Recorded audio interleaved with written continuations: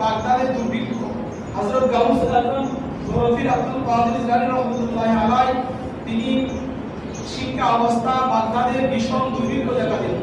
একদা বাগদাদে ভীষণ দুর্ভিক্ষ দেখা দিল। অনাহারে বহু লোক প্রাণ ত্যাগ করিতে লাগলো।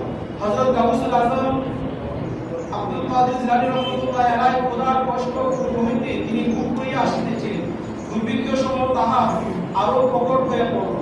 জঙ্গল হইতে গাছ পাতা সংগ্রহ করিয়া আনিয়া খোদা নিবৃত্তি করলেন। কিন্তু তাহা জঙ্গলে যাইয়া যখন দেখিতে পাইতেন আরো বহু অনাহারে কষ্ট করে লোক বসবাস করছে, অনেক লোক না খেয়ে বসে আছে। এই দৃশ্যগুলো যখন দেখলেন তখন তিনি জঙ্গলে যাইয়া যখন দেখিতে পাইলেন আরো বহু লোক অনাহারে কষ্ট করতেছে, তখন তিনি নীরবে তথা হইতে ফিরিয়া আসিলেন এবং অনাহারে তাকিয়া একবার হযরত গাউসুল আজম